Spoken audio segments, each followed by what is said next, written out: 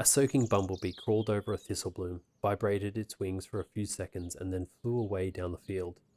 Hazel followed, leaving a dark track behind him over the silvered grass. Hey everyone, welcome back to my novel review, the Book Podcast. If this is your first time joining me, thanks so much for clicking on. Every week I review a different book, so if you're a lover of literature, you're in the right place. This week being no different, I am reviewing Watership Down by Richard Adams.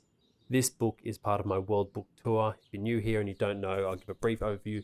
For 2025, every month I am traveling through books, not actually traveling, to different countries. I'm reading 2 books from that respective country, male and female, where possible, as translations have provided tricky situations where I've had to not adhere to that, but basically 12 countries, 24 books.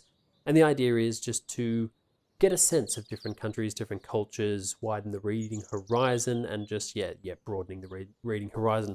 So this was my month of October. I was in England. I picked England because I'm currently residing in England, so I wanted to do that. And I wanted to pick 2 books that were sort of maybe not less known in that sense, but obviously we know the huge English hitters, the Dickenses, Tolkien's, the Austens, the Brontes, all these huge titans, Shakespeare, the huge titans of English literature. So I picked Watership Down as one and Penelope Fitzgerald's The Bookshop as the other one. This is the second episode for the month, which is always my most loved episode because it means I get to compare the 2 books and see if there were any similarities. There were some, I'll get to them, but I don't think it was necessarily specific to English culture. But again, we'll get to them. So today I'll start by talking about Watership Down, then I'll compare the books, and then I'll announce next month's book, November. So we are racing towards the end of the year, which is frightening to think. And I know I say that every single month, but the year has really just flown by. So anyways, how are we doing? I just want to say I hope everyone is well. I hope everyone is reading some very, very good books, or at least doing some fabulous book shopping, and the to be read pile is always ever growing, never ending, and just you're having good fun with it as well. If you're reading some good books, let me know what they are. As always, send me an email if you want to have a chat, if comments, like, subscribe, all that kind of jazz. But as always, it is a free podcast, so please just enjoy the show, and I hope you have fun.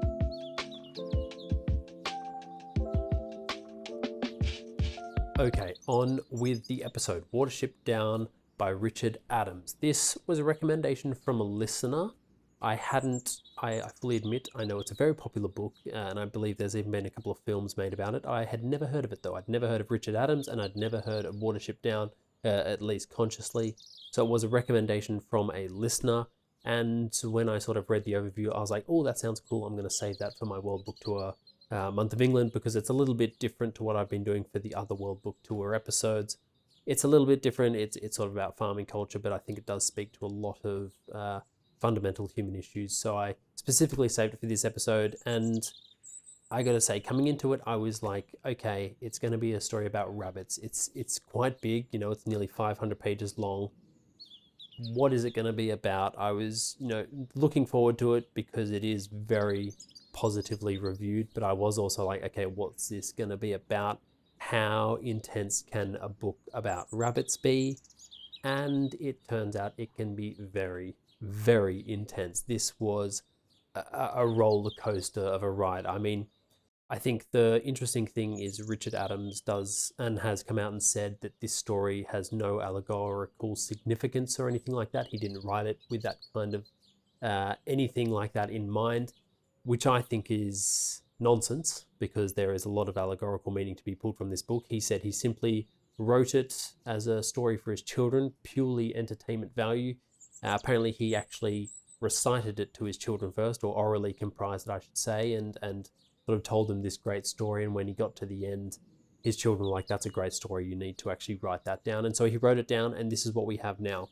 What I find really interesting about that is this story does not read like it's for children. I mean, one thing I think you can tell, a nearly 500-page book, you're not going to give a child, because I don't think they'd last. I think 500 pages is probably too long for the average child. So right from the offset, I don't think this is really a child marketed for children, because it's just too long.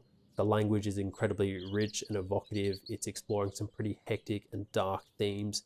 I think it is told in a way that is really, masquerading as something for children, but is really something for adults. That's not saying children wouldn't enjoy it at all. I think you could enjoy this at any age pretty much, because I think it's always going to speak to something within the story that you could allude to no matter what stage of life you're in.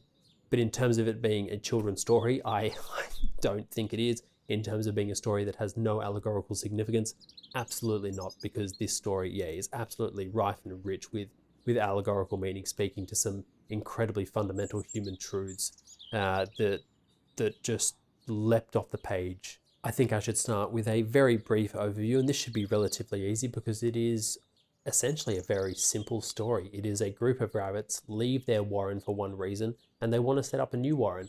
And it takes place in a very, I'd say, contained space of land, because they're rabbits and they obviously can't travel different continents. But for these rabbits, it's a huge journey. There is a map at the start of the book, which I absolutely love. So for humans, it's only, I think it was, a couple of kilometers squared or something like that, like nothing major. But for the rabbits, of course, it's an incredibly far journey and they don't need that much space. And along the way of this journey, they encounter other rabbits who they have different relationships with for different reasons that provide them with different issues. There's, of course, foxes to look out for, other humans to look out for, all these kinds of things that as a human, you'd probably just walk through a field and think nothing of it, but rabbits have to be really concerned of.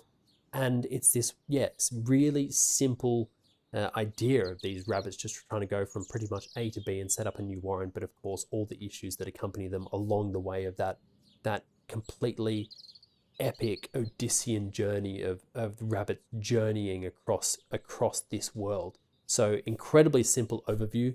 I think we need to dive into the book now. One thing I found I absolutely loved about this story is the allegorical significance, but also what I think is, I'd say, probably the subtlety of the allegorical significance. It is, as I said, incredibly rich, it's incredibly evocative, it's incredibly lyrical, but it's also incredibly complex as well. And I think, as I said, speaking to those fundamental human truths, something like Animal Farm by George Orwell, I think when you're reading that, or at least when I was reading that, I've read it, I think, twice and listened to it once. When you're sort of reading that story, you kind of know that the animals are serving a function to portray the overarching allegorical meaning of the story. And so for that reason, I never really felt, I wouldn't say invested, but I never felt emotionally attached to certain animals, because I knew that they were sort of serving the function of the story, and that story is to provide an allegorical a meaning to what that story is exploring. And so, I just never felt connected to them. Whereas in this story, I felt very emotionally attached to the characters. And even though this is similar in that it's exploring allegorical meaning, I think it's the nature of the story and how it tells itself that makes this story a richer, more engaging, complex read for different reasons. I think, Animal Farm you can read for very political reasons, whereas this feels, despite the fact that they're rabbits, incredibly human. And the allegorical meaning is more subtle as a result of that, because of the complexity of the story. It's just exploring everyday things through everyday life. And then from there, I think because you're semi-removed from the story, because it is rabbits, you can then recognize the ills of what's going on within the rabbit society. And that's the subtlety of the story that then plays out on the page that we can then extract, I should say, and sort of understand how it relates to us as humans in our own society, in our own culture. And so I think that's where a lot of the subtlety and a lot of the beauty came from me, is that, it's not trying to overtly portray these allegorical meanings. It's simply trying to almost just present society as it is. And then from there, you're able to just extract so much information and rich sort of interesting ideas that come from that. I mean, like I said, I'd never read any Richard Adams. I'd never even heard of him. I'm definitely going to be reading more of him because I know he has read other books. And one reason for that is, I think, as I said, I've said it multiple times in this episode, the writing was just absolutely phenomenal. The lyricalness of it, the complexity, the prose was fantastic. But I think the world building of the story itself was just so incredibly detailed and incredibly fleshed out. These rabbits, even though they're rabbits, they have names, they have personalities, they have different traits that mean some excel at some things and some excel at other things. They have an entire rich history. The warrens are incredibly detailed, and within the warrens, they have an oral tradition that they tell, they've got gods, they've got heroes that they look up to, very similar to us as humans.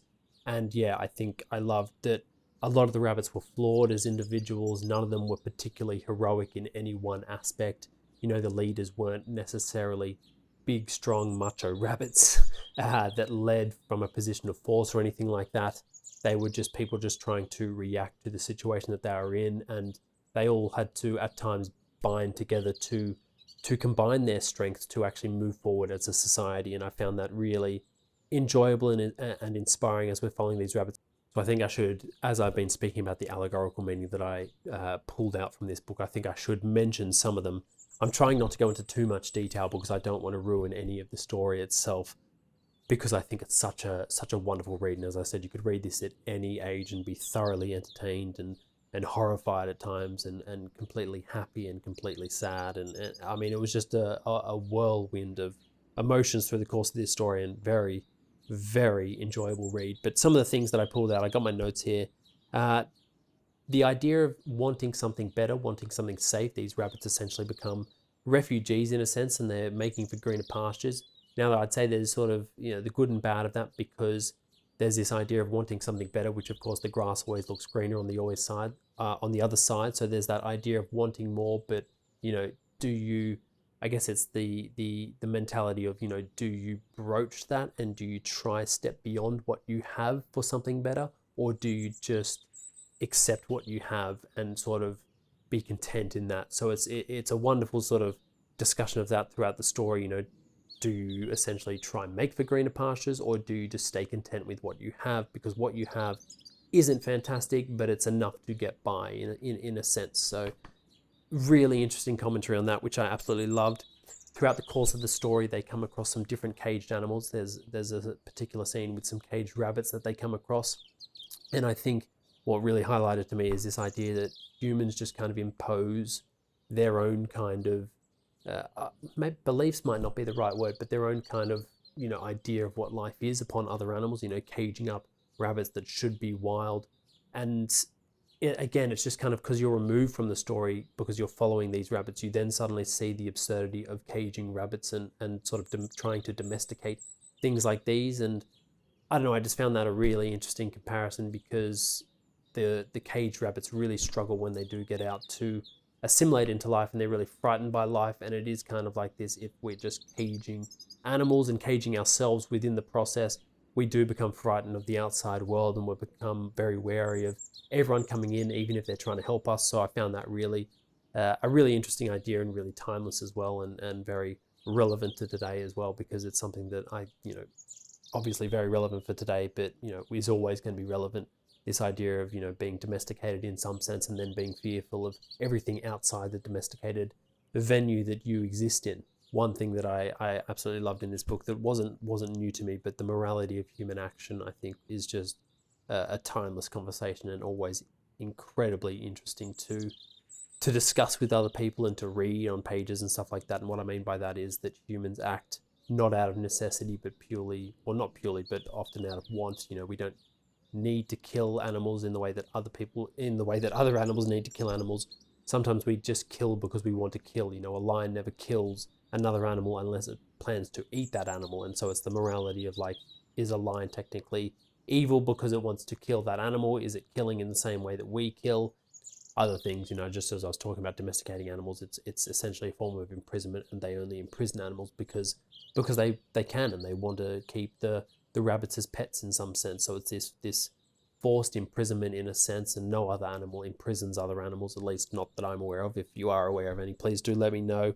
Hoarding as well, hoarding great amounts of wealth is an innately human thing. Other animals sort of hoard what they can to a degree for purely survival reasons. I think squirrels hoard acorns in some sense, but that's purely from a survival point of view, to ensure that they have enough food to eat, whereas humans just hoard things because they can hoard things. And I think that was the last thing I found really fascinating about this, is I guess the psychology of some of the rabbits you meet within this story is they are incredibly capitalistic, and they just want to grow their warrens for the sake of growth, even though that growth is unhealthy. And there's a large chunk of this story takes part with that idea in mind, because as Fiver and all the rabbits are trying to form their new warren, they realize they need female rabbits to continue the growth of their new warren. And so they go to a larger warren and say, look,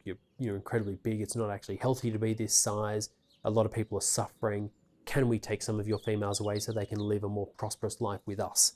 And the head rabbit is like, no, absolutely not. Like, you can't take from me. You either join my warren or you get nothing.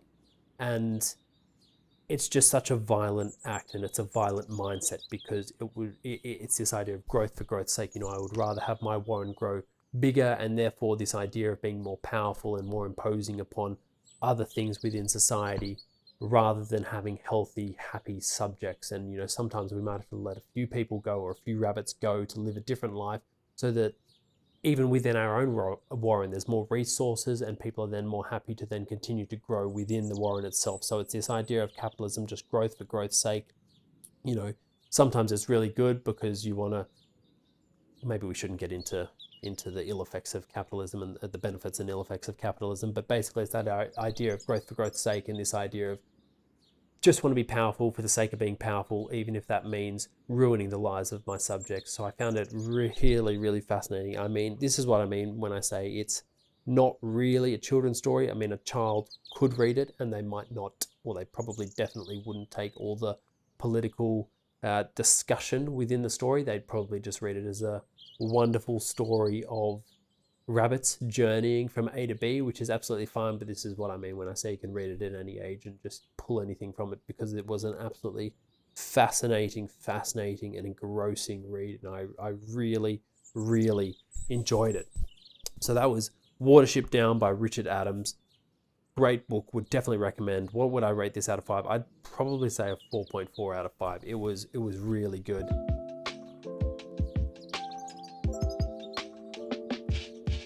Okay, now it's time to compare the pair. The two books of England, Penelope Fitzgerald's The Bookshop, Richard Adams' Watership Down. Two very different books for a range of different reasons. One, Penelope's book, is about 150 pages. Watership Down is around 450 pages. So great different in length. In terms of English societal, cultural understanding, there was nothing that particularly stood out to me as it has done in other books. But I will say there was a huge similarity in these books in terms of mob culture and this kind of growth for growth's sake. What I was just talking about, this complete mob culture, you're with us or you're against us. And I think that's, an incredibly intrinsic human thing that we always suffer through in some sense. And I wouldn't say it's necessarily particular to English culture at all. I'd say it's all cultures, this you're with us or you're against us kind of mentality.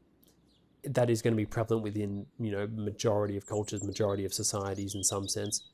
But I did find it interesting that a book about a bookshop and a book about rabbits did have that incredibly intense similarity. So I really enjoyed seeing the comparisons there, and just having those two, or that one idea play out across the two books on two different forms of pages. So that was really cool. Other than that, though, I didn't actually expect to find any similarities, if I'm being honest. Not like with the other months where I'm trying to explore a different culture for a different reason. I think picking these two books of England, I knew there weren't going to be too many similarities because one book was about rabbits. But still, two incredible books. Really, really enjoyed them. Would absolutely recommend them. Holding them up for the benefit of those on YouTube. So please do check them out if you're interested.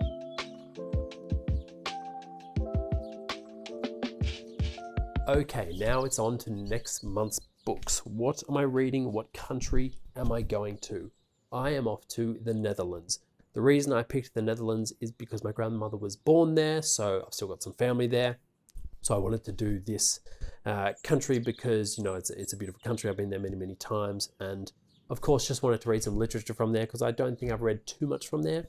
So I picked two books, The Assault by Harry Muselich. I've started reading this one and it is shaping up to be incredibly dark. It's about this family just in sort of World War II, post-World War II, living in Haarlem, just outside of Amsterdam. And it's shaping up to be quite a harrowing little story. I'm sort of 4 chapters in and yeah, already it's quite affecting. The second story is Midnight Blue by Simone van der Vlugt.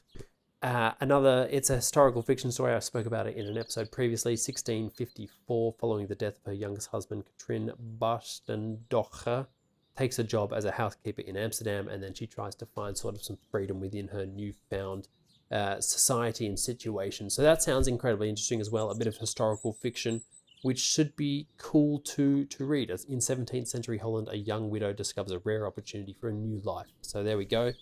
So they sound pretty cool. I mean, obviously I'm reading the first one as well, and it is already, yeah, fantastic. So this is shaping up to be a pretty good month. Well, here we are at the end of the episode. Thanks so much for watching all the way to the end. I hope you enjoyed it, and I hope to see you next time, guys.